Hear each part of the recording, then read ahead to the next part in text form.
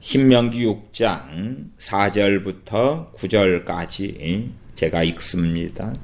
이스라엘아 들으라. 우리 하나님 여호와는 오직 하나인 여호와시니 너는 마음을 다하고 성품을 다하고 힘을 다하여 내 하나님 여호와를 사랑하라. 오늘날 내가 내게 명하는 이 말씀을 너는 마음에 새기고 내 자녀에게 부지런히 가르치며 집에 앉았을 때든지 길에 행할 때든지 누웠을 때든지 일어날 때든지 이 말씀을 강론할 것이며 너는 또 그것을 내 손목에 매어 기호를 삼으며 또 미간에 붙여 표를 삼고 또 내 집 문설주와 바깥문에 기록할지니라. 아멘. 자녀 교육에 대한 말씀을 계속 이어서 하고 있습니다. 신명기 6장 4절은 이스라엘아 들으라. 우리 하나님 여호와는 오직 하나인 여호와시니 너는 마음을 다하고 성품을 다하고 힘을 다하여 내 하나님 여호와를 사랑하라. 마음을 다하고 성품을 다하고 힘을 다하여 내 하나님 여호와를 사랑하라. 하나님을 사랑하는 것이 무엇인가? 마음을 다하고 성품을 다하고 힘을 다하여 하나님을 사랑하는 것이 무엇인가? 감성적, 감정적인 것을 말씀하는 것이 아니라 하나님 말씀에 그렇게 순종하는 것을 말씀합니다. 하나님 말씀을 순종하려면 하나님의 말씀을 귀담아 드러나야 되고 마음에 새겨야 되고 기본적으로 하나님 말씀에 대한 지식도 머리에가 있어야 할 것입니다. 오늘날 내가 내게 명하는 이 말씀을 너는 마음에 새기고 마음에 새기라고 말씀해요. 너가 누굽니까? 기성세대가 될 것입니다. 어른의 세대가 될 것입니다. 왜냐하면 당시에 신명기 때에 기성세대가 말씀을 받았지요. 그 다음에 이제 그 세대는 자녀들에게 말씀을 부지런히 가르쳐야 한다는 명령을 받습니다. 자녀 교육이죠. 자녀를 무엇으로 교육할 것인가? 그러나 지금 세대에는 자녀들로 하여금 하나님의 말씀에 청종하는 데 시간을 보내기보다 세상 공부를 하는 데 시간을 더 많이 보내고 또한 세상 여행을 하는데 세상을 즐기는데 세상을 사랑하는데 놀이공원에 심지어 가는데 시간을 더 많이 보냅니다. 놀이공원에 한 달에 한 번을 데려간다. 하루 아침부터 오후 늦게까지 간다. 그러면 하나님 말씀을 부지런히 가리키는 것을 그렇게 한 달에 한 번 아침부터 오후 늦게까지 하는가? 그렇지는 않지요. 그렇기 때문에 지금 많은 크리스천들의 문제는 하나님 말씀을 마음에 스스로 새기지 않는다는 것이고 마음에 새기지 않으니까 하나님 말씀을 사랑하지 않으니까 하나님을 사랑하지 않는 것이고 그 말씀을 성령님께서 진리 영이신 성령님께서 깨닫게 해주시지 않는다는 사실이죠. 하나님 말씀을 기성세대가 마음에 새기지 않으니까 부모된 세대가 새기지 않으니까 자녀들에게 입 밖에 나오는 것은 너희 마음에 있는 것을 입으로 낸다라고 주님 말씀하시죠. 세상이 마음에 있으니까 입에서 세상의 이야기가 나옵니다. 불신자 부모들도 자녀들에게 공부하라, 공부하라, 공부하라 그렇게 말하고 크리스찬 부모들도 공부하라, 공부하라. 왜? 공부를 잘하면 세상 성공을 할 수 있을 것 아닌가 하는 것입니다. 좋은 대학에 가면 세상 성공을 하게 되지 않을 것인가 라고 생각합니다. 참 많은 부모들은 착각하시더라고요. 어떤 착각을 하냐 그러면 자신의 자녀들은 상당히 선량하기 때문에 학생 때까지 고등학생 때까지는 부지런히 공부하고 그러다가 이제 20살 대학생이 되고 혹은 직장인이 되면 더 아름답게 꽃이 피울 것이다. 그래서 어릴 때 10대 전이나 혹은 10대 때나 태만하게 살아도 괜찮고 태만하게 자녀를 양육해도 괜찮고 내 자녀는 20살이 넘어서는 정말 하나님을 잘 섬기게 될 거야. 좋은 대학에 가서는 하나님을 경외하는 것을 배우게 될 거야. 혹은 주님께서 만나 주실 거야. 그러면 품 안에 어릴 때는 공부나 잘 하다가 그러다가 커서는 정말 주님께서 내 자녀를 20살 넘어서는 잘 돌봐주실 것이야 하는 착각들을 하시는 부모들을 자주 만나 보았습니다. 오히려 20살 전에 부모의 품 안에 있을 때 하나님께서 기회를 주시는 것입니다. 그리고 그 아이가 강팍함이 10대라도 아주 심화되면 10대 때라도 하나님께서 기회를 없애버리십니다. 그 조금에 있던 은혜까지도 제거해 버리시는데 일반적으로는 20살 때까지가 되어집니다. 그때가 되면 하나님께서 이제는 주시는 그 은혜들을 제거해 버리십니다. 20살 전에 그 자녀가 하나님 앞에서 1대1의 신앙인, 크리스천이 되지 않는다면 그 은혜들을 제거해 버리셔요. 그래서 20살 때 전에 부모 품 안에서는 예배당에 가자 그러면 하나님의 은혜가 얼마 있기 때문에 예배당에 따라 나갈 수 있다 그 말이에요. 자, 성경 좀 보아라 그러면 보는 신용이라도 하나님의 은혜가 있기 때문에 할 수 있다 그 말이에요. 그러나 20살 전에 그 자녀가 하나님의 은혜를 누리고 또한 하나님을 섬길 우리 주 예수 그리스도를 믿을 그 큰 복된 기회들을 선용하지 않고 나아가 부모가 자녀를 말씀으로 양육하지 않을 때에 그럴 때 그 자녀들이 20을 넘어서서는 주님께 돌아오는 것은 정말 참으로 어렵게 됩니다. 그냥 그런 일은 기적으로만 가능하다. 그 정도까지도 말씀드릴 수밖에 없는 것입니다. 가나안 정탐꾼들이 12명이 가서 10명이 하나님의 말씀에 반기를 들고 하나님에 대하여 반역하고 10명 정탐꾼의 말을 듣고 이스라엘 백성은 함께합니다. 그때 하나님께서 광야 40년 동안에 20살 이상은 다 죽이시겠다 말씀합니다. 여호수아와 갈렙을 제외하고는 20살 이상을 다 죽이겠다. 그러니까 20살부터는 책임을 져야 되는 거예요. 그러니까 20살 아래까지는 부모의 영적 권위 밑에, 부모의 권위 밑에 있어서 도움을 받고 보호를 받을 수 있었다면 20살부터는 결코 그렇게 되지 않습니다. 민수기에도 군사로서 농명하고 이름을 올릴 인구조사에 들어갈 그러한 남자들의 기준은 20살 때부터다 말씀하지요. 그렇기 때문에 20살 때부터는 무엇을 탓할 수도 없고 무엇을 이야기할 수도 없는 자기가 자신의 신앙에 책임을 져야 되는 나이가 됩니다. 물론 부모들, 대한민국 부모들은 20살이든 30살이든 40살이든 계속하여 돌보고 어떻게 하려고 합니다만은 최소한은 신앙생활, 주님을 섬기는 신앙과 믿음에 있어서는 20살이 중요한 기준이 된다는 것은 성경적으로는 이해하고 계셔야 됩니다. 자녀들이 그나마 덜 강팍하다면 예외적으로 20살 넘어서까지도 부모의 그 신앙의 영향을 받기도 하더라고요.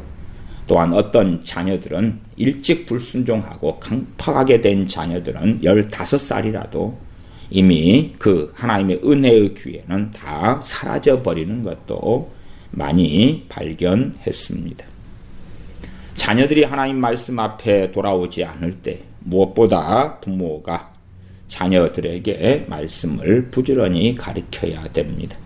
그러나 하나님의 말씀이 마음속에 없을 때는 가르칠 것도 없는 거예요. 하나님 말씀이 마음속에 없으니까 그러면 마음속에 들어가 있는 것은 세상 성공이겠지요. 세상 안일이고 평안이고 육정적인 자녀 사랑이고 자녀에 대한 잔소리 같은 것에 불과하겠지요. 그래서 그런 이야기만 하는 것입니다. 그렇지 않은 부모들도 할 말이 없어요. 그래가지고 기껏 하는 말은 학교에 가서 공부 잘했냐? 숙제는 있냐? 숙제해라. 공부해라. 시험은 언제냐? 성적은 어찌 되냐? 좋은 대학에 가야 된다. 스펙이 좋아야 된다. 등등등 하는 것입니다. 열심히만 공부한다면 엄마 아빠가 어떠한 희생을 해서라도 너희들 공부는 꼭 시키겠다. 열심히만 해라. 세상의 성공, 세상의 평안과 안일이 뱃속에 들어가 있어요. 하나님의 말씀은 기껏해야 그냥 스쳐 지나가는 것이고 한 귀로 들어왔다가 한 귀로 빠져나가는 것일 뿐이기 때문에 주님은 명백하게 너희 마음에 있는 것이 입으로 나온다고 말씀하지. 그래서 하나님 말씀을 마음에 새기지 않으면, 그 전제가 되지 않으면 자녀에게 뭘 가르치려 해도 가르칠 게 없는 거예요. 기껏해야 그러면 뭐 성경 공부 교재나 갖다 놓고 자, 이 교재 가지고 할까? 아니면 자, 우리 그냥 성경 읽긴 할까? 그러면 우리 가정 예배 드리자. 소위 가정 재단을 쌓자. 그래가지고 자, 성경 한 장 오늘 이거 읽고 찬송하고 기도하고 끝. 내일도 성경 또 한 장 두 장 읽고 자, 은혜스럽지? 뻥이죠. 뻥. 신명기 6장 6절에 오늘날 내가 내게 명하는 이 말씀을 너는 마음에 새기고 그랬지. 하나님의 말씀을 마음에 새겨야 돼. 성령님은 진리의 영이시라 너희를 모든 진리 가운데로 인도하시리라. 우리가 말씀을 마음에 새기고 있을 때에, 그럴 때에 이제 자녀들에게 뭘 가르칠지를, 무엇을 부지런히 가르칠지를 성령님께서 인도해 주실 것이다 하는 것입니다. 그러나 하나님 말씀을 마음에 새기지 않았다. 그럼 뭐가 마음 안에 들어가 있습니까? 말씀이 아닌 세상의 신념, 가치관, 주장, 생각. 무엇보다도 심령 안에 자녀들에 대해서라면 자녀들이 세상적으로 잘 되는 것 정도가 들어가 있겠지요. 주님에 대해서 주일학교, 중고등부 같은 데 보내면 목사님, 전도사님, 주교, 교사들 같은 사람들이 알아서 잘 해주겠고 심지어는 하나님께서 잘 무럭무럭 키워주실 것이다. 그렇게 생각하고 주장하고 믿는 사람들은 너무나 많습니다. 하나님, 내 자식들 하나님께서 키워주십시오. 하나님, 내 자식들 하나님께서 돌봐주십시오. 그러나 하나님께서 자녀를 키워주시는 것이 아닙니다. 무엇보다 하나님 말씀으로 부지런히 가르쳐야 될 분이 하나님이 아니시고 그 부모가 됩니다. 6장 7절에 이제 부모가 이 말씀을 너는 마음에 새기고, 마음에 새겼으니까 가르치는 게 가능한 거예요.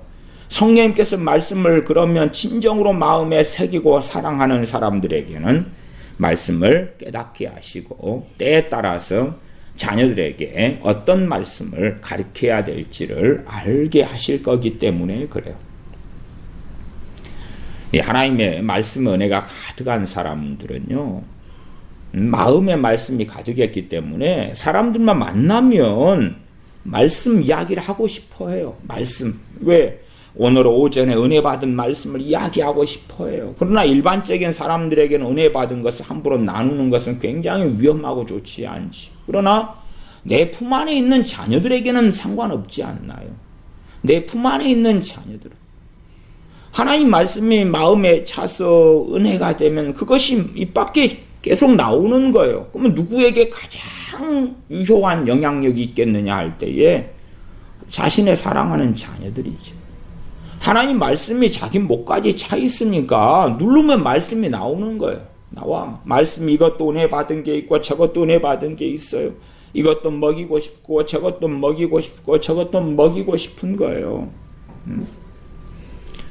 제 어머니께서 어릴 때에 잔치집에 가셨다가 사실은 저 음식도 좀 가져가서 자식들 먹이고 싶고 저것도 가져가서 먹이고 싶고 저것도 가져가서 먹이고 싶고 그러셨다 그러시더라고. 또 누가 돈가스를 사주는데 돈가스를 다 잘라 드시지 않고 좀 몇 조각이 남겨서 그래서 쌀을 빌렸다 했다가 싸가지고 와가지고 그래 몇 조각이 자식한테 먹이려고 하는. 정말 하나님 말씀 속에 들어가면 부모는 그냥 말씀 입에서 사랑하는 자녀들을 만날 때 흘러나오게 될 수밖에 없는 거예요. 그건 이상한 게 아니에요. 사실은 그러나 제가 말씀드리는 이러한 일들이 일어나는 크리스찬 부모는 100명에 1명도 없더라 하는 사실입니다. 100명에 1명이 없어요. 1000명에 1명? 모르겠네. 그건 퀘스천 마크. 그러나 100명에 1명은 아닙니다. 크리스찬 부모들의 입에서 하나님 말씀이 자녀들에게 줄줄줄 흘러나온다? 1%, 100명에 1명? 안 됩니다. 안 됩니다. 그래서 하나님께서 크리스찬 부모들을 별로 기뻐하시지 않습니다. 그러면 그 부모의 자식들이 받는 재앙이란 정말 끔찍하게 됩니다. 그 부모의 자녀들이 받는 저주란 끔찍하게 되는데 유감스럽게 그 저주와 재앙이 하나님께로부터 발원하게 됩니다. 신명기 28장의 말씀을 아는 사람들이라면 그 저주와 재앙이 하나님에게서부터 발원한다는 걸 알 것입니다. 신명기도 마찬가지예요. 신명기에 계속하여 반복되는 주제 중에 하나는 하나님의 말씀을 바탕으로 해서 하나님의 백성 이스라엘이 순종했을 때 받을 복과 불순종했을 때 임할 하나님께로부터 임할 심판과 진노에 대한 말씀이 반복적으로 계속하여 나와 있어요. 그 가운데 순종해서 받을 복보다도 선민 이스라엘 하나님의 선택한 하나님의 백성들이 하나님 앞에 불순종하여 받을 재앙과 저주에 대한 말씀들이 훨씬 더 많습니다. 훨씬 더 많은 분량을 차지한다 그 말이에요. 이 신명기 6장에도 불순종할 때에 무슨 일이 벌어지고 하나님께서 어떻게 치시는 것이 6장 10절부터 그 이하부터 또한 나와 있습니다. 6장 7절 그래서 부모가 6장 6절은 내게 명하는 이 말씀을 너는 마음에 새기고 그랬지요. 6장 7절은 내 자녀에게 부지런히 가르치고 마음에 부모가 새겨지지 않은 다음에 부지런히 가르치려 해도 안 되는 거예요. 그건 안 되는 거예요. 부지런히 가르치며 집에 앉았을 때든지 길에 행할 때든지 누웠을 때든지 일어날 때든지 이 말씀을 강론할 것이며 남미 사람들은 참 축구를 좋아합니다. 그래서 가족들의 대화에 많은 이야기도 축구 선수 또 축구 시합 같은 이야기입니다. 축구가 그 마음속에 들어가 있으니까 축구가 계속 입 밖에 나오는 것입니다. 입 밖에 나와요. 어느 영화가 너무 재밌었다. 그러면 그 사람 입 밖에 나오는 것이 영화 이야기겠지요. 마음에 그게 들어차 있으니까 계속 와요. 연속극이 시리즈로 하는데 막 재밌고 신난다고 합시다. 가족이 다 함께 그 연속극을 본다 그러면 식사할 때 밥 먹을 때에 연속극 이야기를 계속 하겠지요.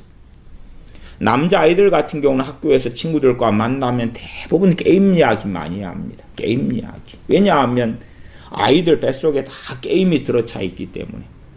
그 다음에 게임이 뱃속에 들어차는데도 시간이 걸려요. 그것을 부모는 방치했다는 이야기. 이 세상이 얼마나 악한데.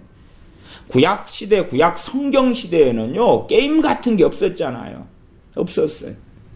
그래도 구약에도 세상을 사랑치 말라고, 신약에도 세상을 사랑치 말라고 말씀하고 있어요.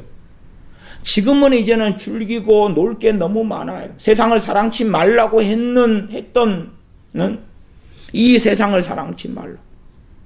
신약 성경 기준으로 해도 2000년 전이에요. 그때는 나이트클럽이 없었어요. 그렇잖아요? 세상을 사랑하려는데 비행기가 없고 자동차가 없었단 말이에요. 세상을 사랑할 만한 저 멀리 있는 많은 것들이 없었어요. 나 지금은 세상 사랑하기가 너무 쉬워요. 과거에는 텔레비전도 없고 드라마도 없고 영화도 없었어요. 나 지금은 다 있어요. 핸드폰 하나면 그 세상 안에 그냥 들어가게 되어져요. 그러면 점점점 구원받기는 어려워지고 세상 사람이 되기는 너무나 쉬운 거죠. 그래서 신명기 시대, 구약 시대보다 하나님의 말씀을 내 자녀에게 부지런히 가르치며 가요. 최소한 곱하기 10 이상 강조돼야 돼요. 심지어 곱하기 10 이상 해야 될 거예요. 그러나 이런 말씀들이 강조되지도 가르쳐지지도 물론 가르칠 때 부모는 싫어할 거예요. 왜? 부모도 나름 바쁘거든요. 바빠. 그래서 어린 아이를 둔 부모는 어린 아이를 유치원에 딱 보내버리고 그 다음에는 이제 쇼핑도 가고 집안 청소도 하고 일도 하고 낮잠도 자고 쉬기도 하고 자녀를 유치원에 맡겨버렸어. 종일반으로 보내버렸어. 아니면 맞벌이 부부를 하기도 하겠죠. 왜? 두 사람이 돈을 벌면 더 생활에 경제적으로 여유가 있으니까. 그렇게 해서 사는 것이에요. 유치원에서 내 자식을 잘 키워주겠지. 세상 사람은 그렇게 생각하는 것에 누가 말리겠습니까마는 유감스럽게 당신들께서 크리스천이라면 참으로 참담하고 끔찍합니다. 그래서 시간이 흘러가서 자녀들 때문에 웃게 되지는 못할 거예요. 자녀들 때문에 슬퍼하게 될 거예요. 잠언 29장 17절에 내 자식을 징계하라. 그리하면 그가 너를 평안하게 하겠고 또 내 마음에 기쁨을 주리라. 유치원에 맡겨버렸어요. 그가 내 마음을 평안하게 하겠고 하고는 약속하고는 아무 상관이 없죠. 그러나 세상에 유치원 같은 데 맡겨버렸으면서 그가 내 마음을 평안하게 하겠고를 누리고 싶은 거예요. 누리기 위하여 하나님, 내가 기도를 할게요. 기도를 할 테니까 내 마음을 내 자식이 평안하게 해주세요. 20살 넘으면 20살 전에 그 자녀가 하나님 앞에서 1대1로 참으로 자기를 위하여 죽으시며 부활하신 주님, 자기의 생명이 주님 것이며 하나님 아버지의 것이며 하나님 영광을 위하여 살아야 되며 자기의 믿음을 지키기 위하여 수고하는 사람이 되고 주님을 닮아가기 위하여 발버둥 치는 사람이 되고 주님을 기쁘시게 하기 위하여 걸음을 걷는 사람이 되고 하나님을 사랑하기 때문에 하나님 뜻을 알기 위하여 말씀을 상고하는 사람이 되고 기도하라, 성경 봐라, 예배 들어가자 부모가 말한 것과 아무 상관없이 스스로 성경 보려 하고 오히려 거꾸로 부모가 태만하고 나태하면 엄마 아빠 왜 주님을 그렇게 사랑하지 않으세요? 책망도 하며 그렇게 함께 동역할 수 있는 자녀 또한 자녀의 신앙이 돼야 되는데 안 그렇다. 그렇게 품 안에 있을 때 하나님의 은혜가 임시적으로 긍휼 속에 주어지는데 그걸 선용하지 않을 때는 일반적으로 20살 넘으면 일반적인 기준이에요. 20살 넘으면 이제 강팍해지는 그 은혜를 거두어 버리셔. 그러니까 20살 넘은 다음에는 주님께 돌아오며 주님 앞에 서는 것은 굉장히 어려워져요. 그걸 이해를 여러분들이 못 하시더라고요. 많은 분들이 자신 자녀들을 수능을 위하여 열심히 공부를 시키시고 수능 공부하는 고2 때, 고3 때 혹은 고1 때부터 제대로 예배를 드리게 안 해요. 아니 사실은 예배당에 출입하게 한다 해서 뭔 차이가 있는 건 아닙니다. 핵심은 부모인 자신들이 자녀들에게 아이 수능에 수학, 영어 같은 공부를 시키는 것보다 더 중요하게 자신들이 말씀을 새긴 다음에 부지런히 말씀을 가르쳐야 되는 것일 뿐이에요. 그러나 자신들도 그렇게 하기 싫고 나아가서 자녀들이 좋은 대학 들어가면 믿음도 좋아질 거라고 신앙도 좋아질 거라고 착각하는 그 완악함에 있다 하는 사실입니다. 6장 7절 내 자녀에게 부지런히 가르치며 집에 앉았을 때에든지 길에 행할 때에든지 누웠을 때에든지 일어날 때에든지 이 말씀을 강론할 것이며 이 말씀을 강론해라. 강론은 무엇입니까? 풀어서 가르쳐라 그 말이에요. 강의하는 것 있죠? 선생님이 수업하는 거 있죠? 그것처럼 하라 그 말이에요. 대학 교수님이 강의하는 것처럼 때로는 어떤 강의는 토론식 수업 강의가 될 것이고 어떤 것은 좀 발표식이 될 것이고, 어떤 것은 좀 더 일방적인 가르침이 되기도 하겠지요. 말씀을 강론해요, 강론해. 이 말씀을 강론해라. 이 말씀의 뜻이 무엇인지. 엄마, 아빠가 이 말씀을 가지고 이렇게 살았고, 이렇게 살면서 이 말씀이 얼마나 놀라운 하나님의 말씀인지를 체험했다. 말씀을 그걸 가르쳐야 되지. 탁상공론이 아니라 말씀을 가르치고 설명해야 돼. 최소한 부모가 되었다 그러면 나이가 못해도 20대 중후반, 빠를 때 20대 중후반부터 혹은 30대 자녀가 말을 좀 알아먹을 때가 돌 이리저리 때부터는 좀 더 알아먹겠지요. 그리 되면 그래도 하나님을 섬기고 살아온 지 연수가 좀 될 거 아니에요. 30대 중반의 부모다 그러면 나이가 좀 될 거 아니에요. 주님 믿고 산 지가. 강론할 게 많겠지. 자녀가 커감에 따라서 그 부모도 신앙 연수가 더해가고 하나님 말씀이 더 마음에 새겨져 가니까 더 말씀을 가리키고 강론할 게 많을 거 아니냐 말이에요. 그게 상식, 기본적인 이야기지요. 6장 8절 너는 또 그것을 내 손목에 매어 기호를 삼으며 내 미간에 붙여 표를 삼고 또 내 집 문설주와 바깥문에 기록할지니라. 과거의 집 문설주와 바깥문 다 나무문들이니까 그렇게 조각도 같은 걸로 끌로 정으로 팔고 말씀을 기록할 수가 있었다 그 말이에요. 지금이야 많은 경우 콘크리트니까 그러긴 어렵죠. 그러나 이 말씀의 의미는 명백해요. 그렇게 하나님 말씀이 중심 이루도록 여기저기에 말씀을 암송하고 애우고 최소한 그런 부지런, 그런 노력, 그런 수고들을 해야 된다고 말이에요. 자녀들에게 말씀을 가지고 이야기하고 암송하고 말할 수 있도록.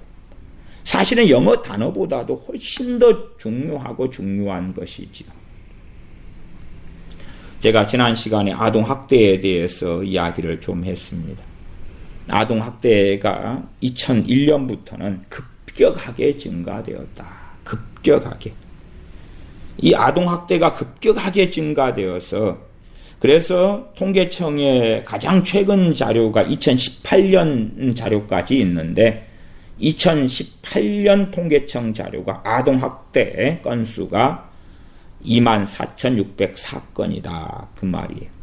지역 아동보호 전문기관의 학대로 신고 접수된 사례의 건수가 그렇습니다. 그렇기 때문에 실제 아동학대는 일어나지만 신고되지 않고 접수되지 않은 사례들도 그 사례들은 훨씬 더 많다 그렇게 말할 수밖에 없겠어요.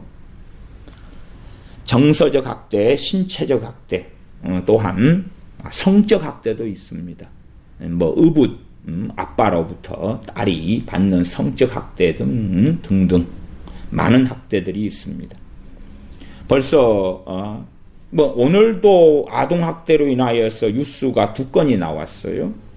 기사 제목만 하면 아영이 학대 간호사 구속 기소. 그 다음에 또 다른 기사는 학대 사망 16개월 영아 입양한 딸 A양. 제목이 그래요. 학대 사망으로 16개월 영아를 학대했다고 말이에요. 이 학대 사망하게 한 엄마가 장씨인데 장씨가 이제 16개월 아이가 밥도 제대로 먹지 않고 보면 투정하고 그러니까 이제 때리고 폭행하고 하다가 그러다가 사망했다 그렇게 말해요. 내 16개월 영아도 입양한 딸이라 그래요. 입양을 16개월짜리를 했는데 분노가 그냥 폭발하는 거예요. 폭발해. 그래서 이런 아동학대가 이제 주로 아동학대니까 부모가 나이가 몇 대일 것 같아요. 빠를 때는요, 20대부터 20대. 요즘에 청춘이 사고를 많이 치잖아요. 아까 임신해서 애 낳고 안 헤어지고 함께 살면 20몇 살이 이제 애 엄마가 되고 아빠가 돼요. 그 다음에 그런 애들이 스트레스를 못 참아요. 심지어는 애가 밤에 깨어나서 울어요. 그러면 어떤 엄마들은 짜증나고 성질 나서 베개로 아이 입을 눌러가지고 질식사를 시키고 죽여요. 그러니까 지금 이 아동학대가 2001년부터 기하급수적으로 발달했고, 기하급수적으로 늘었단 말이에요. 증가했단 말이에요. 그러면 그 아이들, 지금 부모가 된 아이들이죠. 부모가 된 사람들, 작년까지 보기는 어려워도 아동학대할 정도니까 한 40대까지는 생각해 볼 수가 있겠죠. 말하면 20대, 주로 이제 30대가 될 거예요. 30대, 40대. 국민의 정부라 그러죠. 김대중 정부. 98년부터 2003년까지죠. 98년 제가 이야기했잖아요. 학교 체벌 같은 거. 그런 거 이제 금지시키고. 그러면서 교권이 실추가 되고. 더군다나 우리나라도 그래도 1990년부터는 꽤 이제 점점점 훨씬 더 빠르게 경제 성장을 했거든요. 먹고 살만해졌어요. 그러나 영적으로 신앙적으로는 90년부터는 하나님의 은혜가 쑥쑥쑥 하나님께서 거두셨어요. 왜? 많은 크리스천들이 기복주의, 하나님의 영광을 위한 것보다 자기의 성공과 세상을 향해 달려가고 하나님보다 자녀들을 더 사랑하게 되었기 때문에 그렇죠. 나아가서 손에 쥔 게 좀 있으니까 자녀 중심의 삶, 과보호라 그럽니다. 자녀가 원하는 것을 부지런히 해주는 거예요. 자녀들이 악해져 가죠. 그 악해져 가요. 90년대, 2000년대, 2010년대 또 일상적으로 2011년부터 2011년 3월에 학교 같은 곳에서는 이제 체벌이 금지되죠. 이게 학교에서 아이들이 맘대로 사고치고 장난치고 놀 수가 있어요. 그러면 그런 때라고 합시다. 고등학교 1학년이 2011년이라고 합시다. 그러면 17살이죠. 9년 지났죠. 그러면 30살 됐네요. 아니, 9년, 26살 됐네요. 26살. 그런 때에 이제 애 엄마가 될 수도 있겠지. 그러니까 몇 개월 안 된 애들을 학대를 하는 거예요. 학대를 해. 왜? 이기적이고 자기중심적이고 그렇게 자랐는데 결혼 생활을 하고 보니까 애가 태어나지 않아요. 어쨌든. 그러나 인격적 정서적으로 성숙하지 않았어요. 부모가 애 중심으로 이렇게 했단 말이에요. 하나님 말씀으로 에베소 6장 4절에 주의 교양과 훈계로 양육해라. 그렇게 안 했단 말이에요. 주의 교양과 훈계로 양육하는 기본의 말씀이 이 신명기 6장의 말씀이잖아요. 그렇게 안 했단 말이에요. 그렇게 안 해. 주의 교양과 훈계는 고사하고 세상의 가치관, 세상의 기준, 세상의 공부로 양육을 했어요. 야, 공부만 잘하면. 신명기 6장에 있는 이 말씀가 이어져서 신명기 11장도 보면 신명기 11장도 그렇게 이어져 갑니다. 어떤 면에서 반복적인 말씀이기도 해요. 왜냐하면 명심해라 그것이죠. 신명기 11장 18절부터 보면 그렇습니다. 이러므로 너희는 나의 이 말을 너희 마음과 뜻에 두고 마음에 두고 뜻은 뭡니까? 뜻은 목적성을 가지고 있는 거예요. 무엇을 위해 살고 어떻게 살고 왜 살고 어떠한 방식으로 살고 어떠한 방법으로 살고 그러한 것들이 뜻입니다. 무엇을 해야지 내 인생에 보람이 있지 그게 뜻이에요. 무슨 목적을 위해 살지? 야, 건물을 하나 사고 아파트를 하나 사고 그런 것도 일반적인 세상 사람들의 뜻이겠지요. 그러나 크리스천은 뜻이 그게 아니다 그 말이에요. 하나님의 말씀을 뜻에 두어야 된다 그 말이에요. 하나님 말씀이 가치관이 되고 판단 기준이 되고 이유가 되고 목적이 되고 과정이 되고 목적지가 되고 그게 뜻이에요. 너희 마음과 뜻에 두고 또 그것으로 너희 손목에 매어 기호를 삼고 손목에 맨다. 문자적으로 손목에 맨다를 넘어서서 손목이라는 게 자주 들다볼 수 있는 거잖아요. 저도 볼펜이나 메모장이나 과거 핸드폰 같은 게 없었을 때에는 이게 볼펜 같은 게 있으면 메모장이 없으니까 손바닥이나 손목에 적어놔요. 이렇게.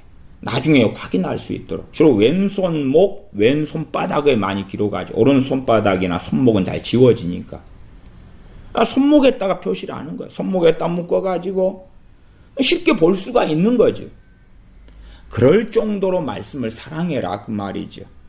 너희 손목에 매어 기호를 삼고 너희 미간에 붙여 표를 삼으며 또 그것을 너희의 자녀에게 가르치며. 가르치려면 내가 말씀을 담아둬야지 가르치지. 담아두는 게 없으면 어떻게 가르치는 거예요? 그냥 시간이 나오면 얘들아 여행이나 한번 갈까? 어디 맛집이나 한번 갈까?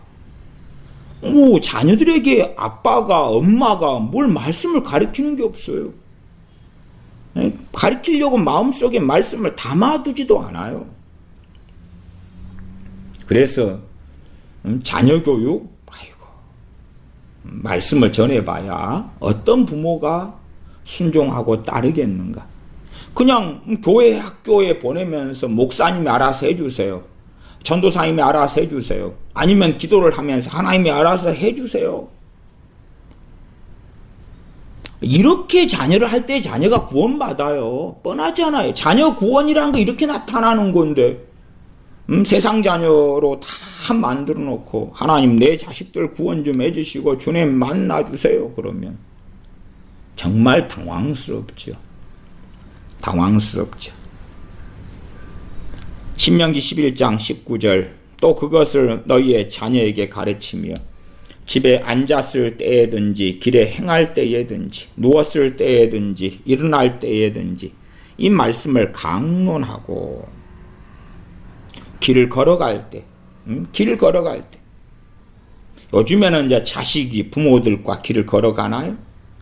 주로 자녀들과 언제 길을 걸어가죠? 생각해 보세요. 고등학교 아이와 함께 길 걸어갑니까? 그럴 때 거의 없어요. 이제 없어. 언제 길 걸어가요? 요즘에는 문제는 그게 안 되죠. 왜 안 돼요? 길 걸어가는 나이가 함께 손잡고 걸어가는 나이가 유치원 때가 대부분이거든요. 초등학교 저학년 때가 대부분이거든요. 근데 유치원에 보내버리잖아요. 유치원에 보내버리잖아요. 초등학교 저학년 학교에 일단은 기본으로 보내고 학교 갔다 오면 학원도 보내겠지요. 함께 부모하고 길을 행하지 않는다 그 말이에요. 안 행해. 그러니까 면죄부가 되겠네요. 아니면 행한 때가 얼마 없어요. 이제 부모하고 길을 행할 때 이게 아이들을 기준으로 생각을 하셔야 돼요. 아이들 손잡고 다니잖아요. 손잡고 다녀. 솜사탕 사주고 뭐 맛있는 거 사주고 그런 문제가 아니라 손을 잡고 다니면 길을 행할 때에 그러니까 차를 타고 어디 관광지 여행 다니고 구경 다니고 맛집에 다니는 게 중요한 게 아니에요. 차 내려놓고 차 놔두고 동네 산책이라도 어린애들과 하면서 말씀을 가르칠 기회들을 삼으셔야지. 내 자녀를 정말로 하나님의 자녀로 만들고 천국에 들어가게 하려면 그래야 돼. 예수 영접기도 한번 해라. 그러면 땡. 하나님이 다 알아서 할 거야. 끝. 정말 이상한 망상들을 품고 살아가는 사람들이 가득하지요. 19절 또 그것을 너희의 자녀에게 가르치며 집에 앉았을 때에든지 길에 행할 때에든지 누웠을 때에든지 일어날 때에든지 이 말씀을 강론하고. 잠언에 초달을 말씀했지만 초달은 자녀 양육의 기본 베이스인데 문제는 초달을 열심히 하면 뭐 하겠어요? 기준이 되는 말씀이 마음속에 들어가 있어야지 초달을 할 때에 회개가 일어나지. 근데 하나님 말씀이 기준되는 게 마음에 없어요. 새겨져 있지를 않아요. 안 가르쳤으니까. 그러니까 초달할 때 되면 이제 그때서야 그냥 한 대 때리면서 이렇게 하지 마라 그랬지. 거짓말하지 마라 그랬지. 왜 지난번에 하고 이번에 또 그래 또 한 대 때리고.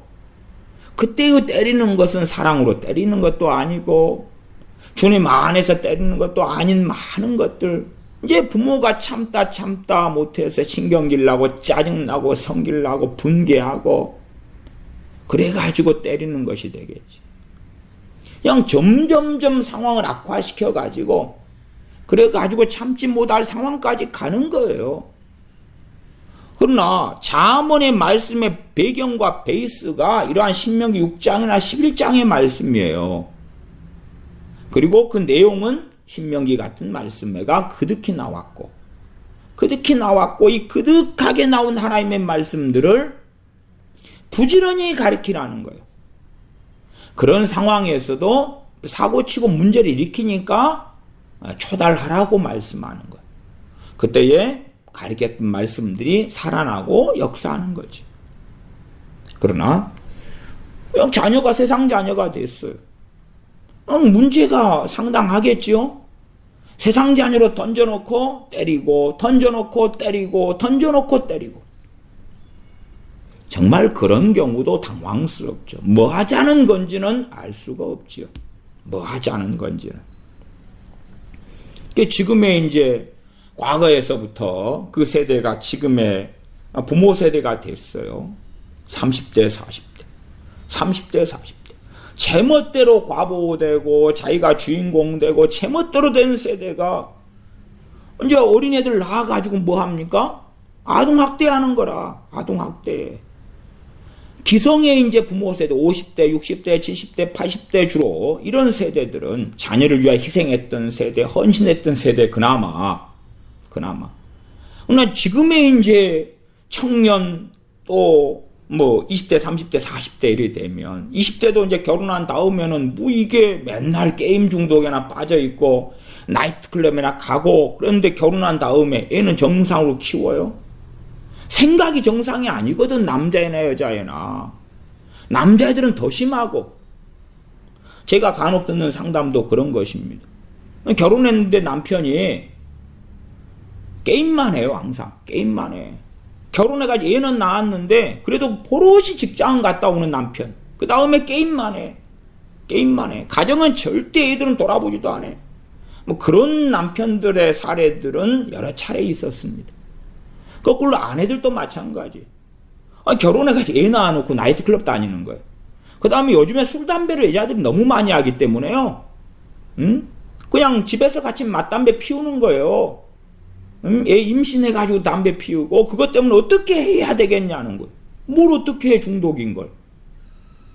기도 한번 받고 상담 한번 받으면은 아내가 담배 피우는 그 젊을 때부터 이미 12, 3살 때부터 담배를 피워요. 요즘에는 여학교 같은 데 가도요 담배 피우는 애들이 너무 많아요. 너무 많아. 여학교 여중 여중고를 이야기해. 여중 여고 담배 엄청 피웁니다. 오래됐어요. 그게 전통적으로. 그러니까 그런 애들이 이제 20대가 되고 30대가 되고 40대가 됐어요. 담배 무진장 피워요. 그 다음에 30대인데도 애 낳아놓고 애 재워놓고 나이트클럽에 가요. 거기 가서 뭐해요? 춤추고 흔들다가 부킹하고 다른 남자 만나고. 그게 그냥 일상이 되는 세대가 되었어요. 왜? 자녀 교육에 실패했으니까 그렇지. 실패했으니까. 그러니까 그 중에 하나도 아동학대가 심화되는 거야. 지 자식 낳아놨는데 뜻대로 될 것 같은데 안 되는 거야. 인내심이 없는 거예요. 새벽에 깨면 성질 나는 거예요. 성질 나. 그래서 아동학대 건수가 언제부터 기하급수로 증가되냐 그러면 이게 지역 아동보호 전문기관에 학대로 신고 접수된 사례에만 이야기하는 건데 2001년부터 기하급수적으로 증가됐다 그 말이에요. 그래서 통계가 2003년부터 나와 있는데 2003년에 2,900건, 2004년에 3,891건, 2005년 4,600, 2006년 5,200, 2007년 5,581, 2008년 5,578, 그리고 이제 2013년에 6,796인데 2014년에는 그냥 1027로 뛰어버려요. 그냥 1027로 뛰어버려요. 아동학대가. 왜? 자녀 중심으로 살아왔고 집멋대로 살아왔던 세대가 결혼해서 애들 낳았단 말이에요. 그러니까 애들에 대한 인내심이 없지. 바르게 가르치지도 않아요. 왜? 집 뱃속에 든 것도 없거든. 바르게 가르치지도 않아. 그 다음에 치킨이나 피자나 사줄 줄 알아? 애와 함께 게임이나 하고 드라마나 보는데 애가 멋대로요?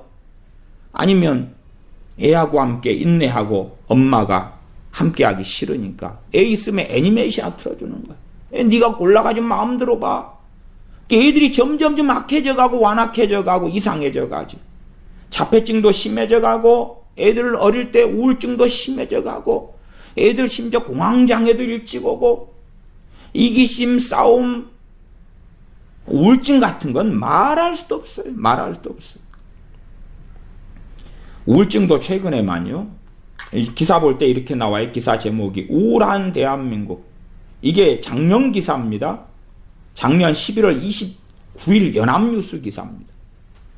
우울한 대한민국 제목이 20대 우울증 5년 만에 2배 증가. 지금은 코로나 시대니까요. 코로나 블루라 그럽니다. 우울증은 어마어마하게 증가했어요. 미국 같은 데 우울증 약 먹는 사람들은 엄청 증가했습니다. 이번에도 한 달에 우울증 약 먹은 사람들이 한 우리나라 같은 데 얼마요? 87만 명 되나? 왜냐하면 자기가 컨트롤이 안 되고 절제가 안 되니까 이제 약물을 써야 되겠다는 거예요. 항우울제, 항불안제를 써야 되겠다는 거예요. 어마어마하게 증가돼요. 작년 11월 29일 기사니까 1년 약간 더 됐네요. 근데 20대 우울증이 5년 만에 2배가 증가했어요. 이 우울증 5년 만에 2배 증가도 기준은 뭐냐 그러면 병원에 가서 정신과에 가서 우울증 상담을 할 정도로 자기 삶에 정말로 심각한 문제가 되고 있는 상황들의 건수가 2배가 증가한 것. 그러나 어지간한 경우는 좀 문제가 벌어지는데 숨 쉴만 해요. 그러니까 병원에 안 가는 거예요. 병원에 안 가고 치료를 안 받는 거거든요. 좀 하루에 한 3시간 막 우울증 증상이 돌아다니다가 그러다가 다시 또 괜찮아져요. 다시 또 있다가 바람 한번 쐬면 괜찮아지고 친구 한번 만나면 괜찮아져요. 그런 사람들이 태반인 거예요. 그러나 환경적으로 문제 만나면 불에 기름을 끼얹는 것처럼 터져 나오는 거예요. 그래서 지금의 세대는요, 우울증 세대입니다. 우울증 세대. 얘들 초등학생, 중학생, 고등학생 볼 것도 없어. 대학생, 청년들 코로나 블루는 두말할 것도 없지만 우울증이 그득해요. 그득해. 근데 그러한 것이 크리스찬 자녀들이나 불신자 자녀들이나 차이가 없어요. 비율상 명확하게 크리스찬 자녀들이고 자녀들이어서 예수님 믿는 애들이기 때문에 청년이기 때문에 세상에 그러한 청년들보다 우울증 비율이 현저히 낮아. 그런 게 아니단 말이. 비슷해요. 비슷해. 심지어는 더 높을 때도 있어요. 더 높을 때도 있어요. 왜 기도하면서 하나님을 자기 마음대로 조정하고 지배해 보려는데 하나님이 그러한 기도 응답도 안 해주시고 지배 조정도 안 당하잖아요. 실망이 더 큰 거예요. 우울증이 더 심하기도 하죠. 우울증 기본적인 내용이 우울감과 활동력 저하를 특징으로 한 정신적 상태, 부정적인 감정들, 우울한 기분, 의욕 저하, 관심 저하, 초조, 번민, 식욕 저하, 수면 증가 아니면 수면 감소 불면증, 불안감, 소화장애, 두통, 번뇌, 심장의 두근거림, 대인관계 문제, 스트레스, 똑같은 스트레스도 우울증을 가진 사람들은 그 강도가 너무 크게 느껴져요. 체험적으로. 학생이 중간고사, 기말고사 앞두고 있다. 그럼 보통 사람은 그렇구나. 스트레스 있지요. 그래서 스트레스만큼 시험 준비를 하죠. 우울증이 심한 학생들, 아이들 같은 경우는 이 스트레스가 과도하게 심하게 느껴진다 그 말이에요. 그래서 이러한 우울증들 같은 경우들이 많은 사람들이 가지고 있어요. 주로 이제 세계 보건기구 같은 경우는 전 세계 인구의 5% 정도 가지고 있다 이렇게 말하지만 그 5%의 기준은 뭐냐 그러면 일상사에 심각한 영향과 해를 끼치는 상황에서 5%를 이야기하는 거예요. 그러니까 아직은 참을만해, 견딜만해 그런 사람들이 훨씬 더 많거든요. 물론 전 세계 5%, 수명 중에 한 명이 우울증을 앓고 있는데, 주로 이제 비율상으로 선진국 계열은 더 많고, 후진국 계열은 좀 더 적은 경향이 있어요. 또, 내란 내전인 아프리카의 나라들 같은 경우는 훨씬 좀 심하죠. 어쨌든지 간에, 그러한 우울증을 가지고 있는데 그것을 실제로 병원에 가서 치료하거나 상담하거나 약을 사용하거나 하는 사람의 비율은 또 현저히 떨어져요. 심지어 우리나라 대한민국 같은 경우는 뭐 10명에 1명 정신과에 가서 상담하고 또 약을 처방받고 뭐 이럴 정도. 그러니까 나머지는 그냥 버티는 거예요, 버텨. 그러니까 상황은 훨씬 더 심각하죠. 이 우울증과 관련되는 것이 자살이죠. 자살의 80에서 90%가 우울증으로 인한 것이다 라고 발표되죠. 그러면 우리나라 10대의 자살, 10대의 사망 원인 1원인 자살입니다. 10대가 죽는데 교통사고나 아니면은 암이나 무엇보다 제고 많이 죽는 아이들이 자살로 죽어요. 우리나라 20대 자살로 1순위 자살이에요. 사망 원인이. 우리나라 30대 1순위 사망 원인 자살입니다. 자살이에요. 뭐 30대면 어린 아이를 둔 엄마 아빠도 많지. 그런 경우는 아이들을 같이 죽이고 죽어요. 최근에 어떤 아빠는 아이들 죽이고 자기 아내 죽이고 목숨 끊었더라고요. 이런 일들은 계속 이어져 가요. 왜요? 그게 지금 대한민국이 거두는 열매예요. 열매. 세상은 그렇게 달려가도 우리 크리스천 자녀들은 그렇게 달려가면 안 됐던 거거든요. 안 됐던 거예요. 주님을 위하여 자녀를 키웠어야 되는 거거든요. 대한민국 3만 달러 넘었죠. 1인당 국민소득이. 그렇게 넘으면 뭐해요? 이제는 우울증으로 가득한 나아가 자살공화국이 되었는데 우리나라가 자살률이요 2013년부터 아니 뭐 2007년부터 지금 13년 2020년까지 거기에서 2017년인가 한 해 빼놓고는 다 1등이에요.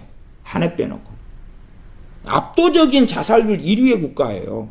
그 리투아니아가 전에 2017년인가 1등 한번 하고요. 그때는 한국이 2등 했지만은, 뭐 지금은 리투아니아 아무것도 아니죠. 확고한 그냥 자살률 1위인 자살공화국이 되었어요.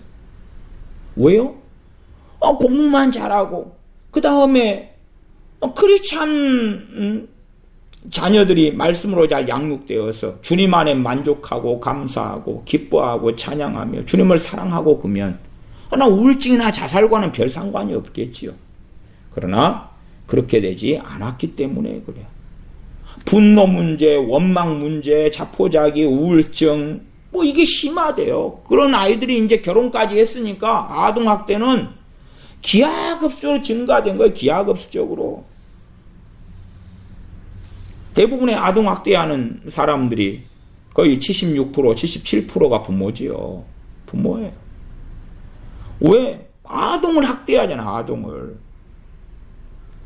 애들이 이제 상태를, 자기도, 문제가 심각한데 자녀를 낳았는데 정상적으로 양육할 수가 없겠지요. 그러니까, 집에서 엄마하고 딸이 아빠하고 가족이 그냥 싸워요. 자식하고 부모가.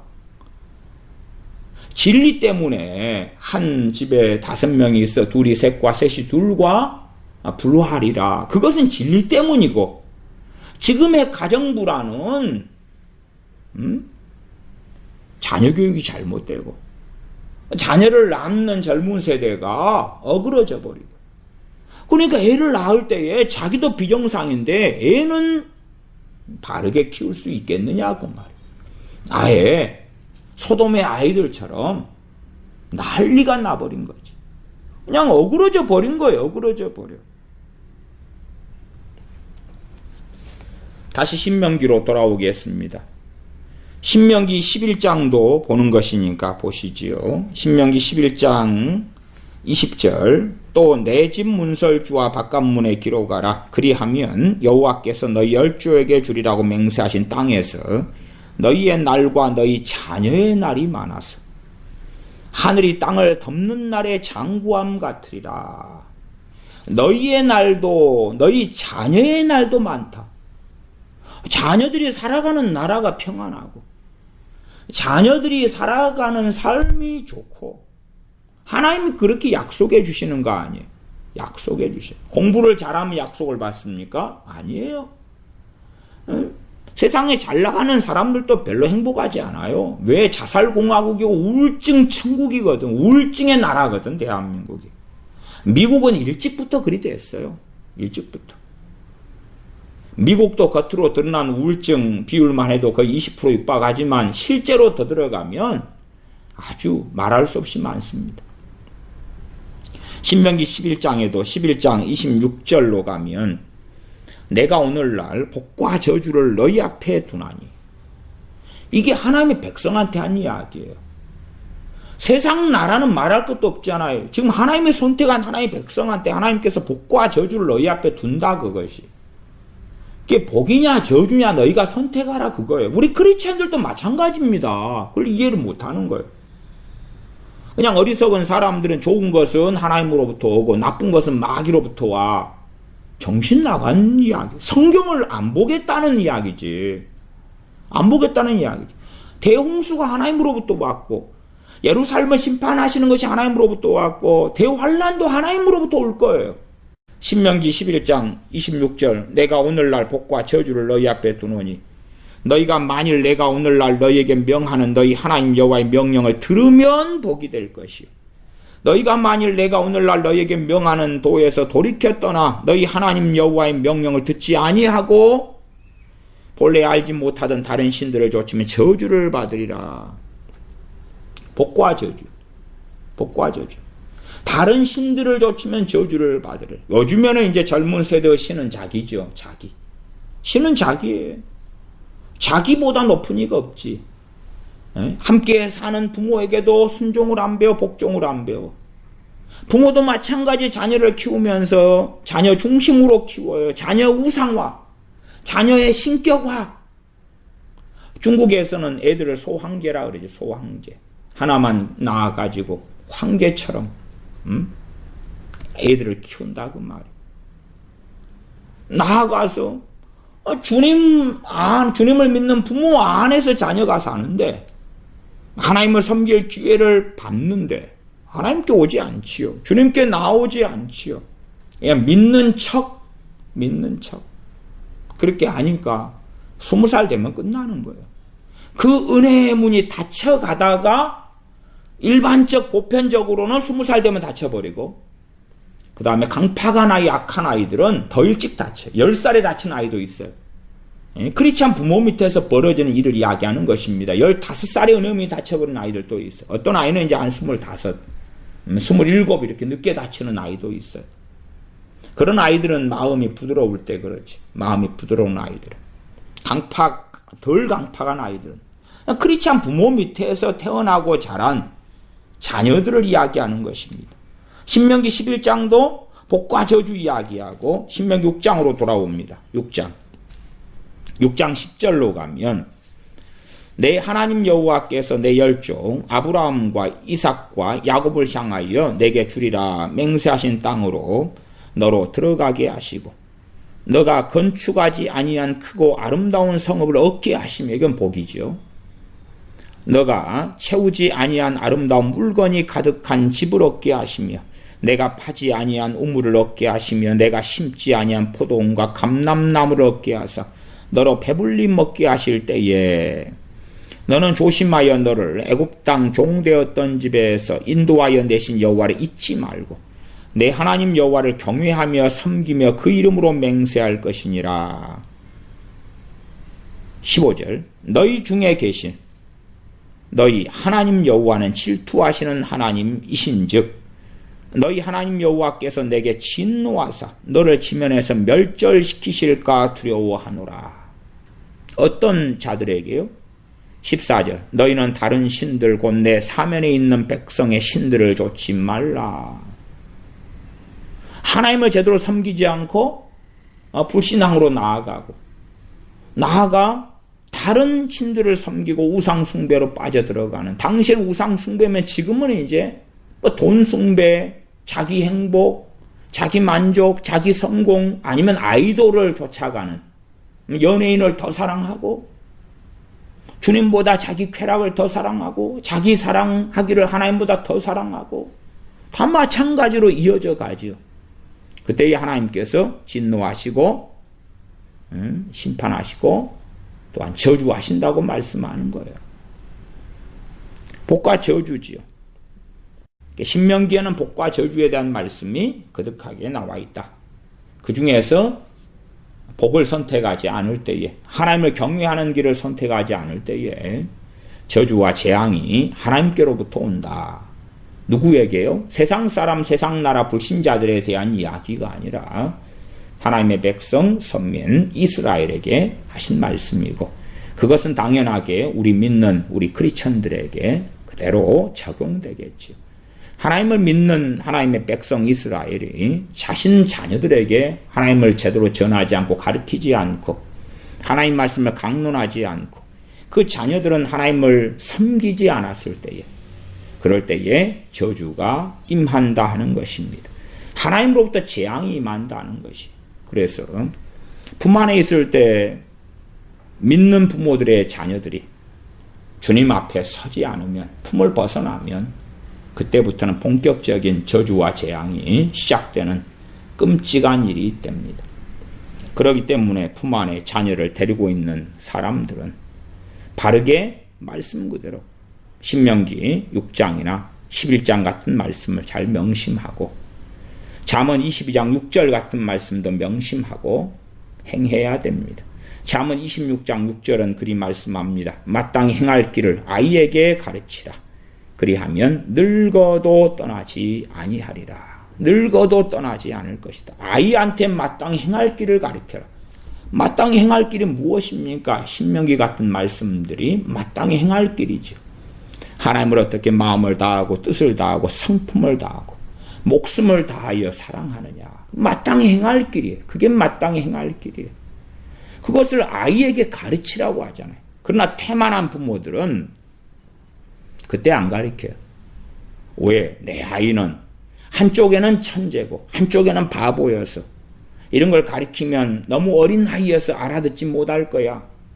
알아듣지 못할 거야. 그러니까 나중에 나아가 심지어 더 커서 청소년기 되어서 지가 스스로 배워야지. 심지어 어떤 크리스찬 부모들은요, 저는 크리스찬으로 안 봅니다만은, 그러나 이제 교회 다니고 집사고 권사고 목사도 있더라고요. 종교의 선택의 자유를 자식들한테 줘야 된다, 그렇게 말하더라고요. 미쳐도 딱 미쳤죠. 저주 받는 그런 사람들이 그런 사람. 저는 그런 사람들 구원받는다고 생각하지 않습니다. 목사라고 생각도 안 하고 집사장로 권사라고 생각도 안 합니다만은, 그러나 뭐 목사들도 그렇고 집사장로 권사들도 그런 이야기 하더라고요. 자기 자식들한테 종교의 자유를 준다고. 지가 스스로 선택해서 주님 믿게 한다고. 안 믿으면 말고, 아니면 나이가 들어서 스스로 뭐 때 되면 믿겠지, 그런 주장을 하더라고요. 저는 이미 그런 자들에게도 그들은 소경되었고 그들은 깨닫지 못한 자들이 되었고 그들에게는 하나님의 진노가 임한 사람들이 되었다라고 명확히 말씀드립니다. 그러면 자녀 교육이 잘못되고 그 자녀들이 이제 시간이 흘러서 소돔 사람들이 되는 거예요. 또 그 소돔 사람들이 자녀 낳으니까 소돔의 아이들이 나오는 것이고, 악순환 속에 어느 때에 들어가고, 그런 악순환 속에서 대한민국이, 미국이, 유럽이 그렇게 들어가고 말았던 것입니다. 그러면 세상의 풍조를 따라가기보다도 하나님을 섬기는 사람들은 하나님 말씀 기준을 가지고 어떻게 할 것인가를 이제 고민해야 돼. 왜? 유치원에 그냥 아이를 보내놔서 되는 문제도 아니고 학교에 애를 보내놔서 되는 문제가 아니라는 것을 바보 아니면 알아야 된단 말이에요. 알아야 돼. 세상 교육으로 세상에 애를 던져놓으면서 하루 종일 세상에 던져놓으면서 어쩌다가 주일학교 한번 데려가고 성경 읽기 하는 가정예배라고 한번 어떻게 뭔가를 하면서 그러면서 하나님께서 다 알아서 해주시겠거니. 그래서 유럽 교회에 다음 세대가 없는 거예요. 없어요. 미국 교회 다음 세대가 실종된 거예요. 한국 교회에 없는 거예요. 형식적으로 나 크리스찬이다라고 다음 세대 애들이 남아있다? 에이, 주님 찾고 구하는 진실한 아이들은 찾을래야 찾을 수 없는 것입니다. 기도하겠습니다. 아버지 하나님, 부모들의 제일의 부르심, 하나님께서 아브라함을 부르신 것도 아브라함이 그 권속과 자녀들 자손들에게 말씀을 바르게 전하여 하나님 경외하는 것을 배우게 하려 하십니다. 말씀하시는 것처럼 우리를 부르셔서 우리로 하여금 가정을 꾸리게 하시는 제일의 목적도 자녀를 낳아서 자녀로 하여금 하나님을 경외하도록 가리키는 것, 하나님을 경외하는 하나님의 사람이 되도록 하는 것이 제일의 사명일진데 우리가 그렇게 살지 아니하여 이 참담한 자살공화국, 참담한 우울증공화국, 참담한 그러한 완악한 세대들이 가득한 그런 지경까지 이르르고 말았습니다. 이제는 우리 각자가 이 세상 풍조를 따라가지 아니하고 하나님 말씀 앞에서 겸비하게 엎드려서 말씀에 순종하며 어찌하든지 따라가는 그런 사람들이 되어져서 하나님의 긍휼하심과 하나님의 은혜를 얻는 그러한 하나님의 자녀들 되게 하여 주시옵소서. 우리 주 예수님의 이름으로 기도하옵나이다. 아멘.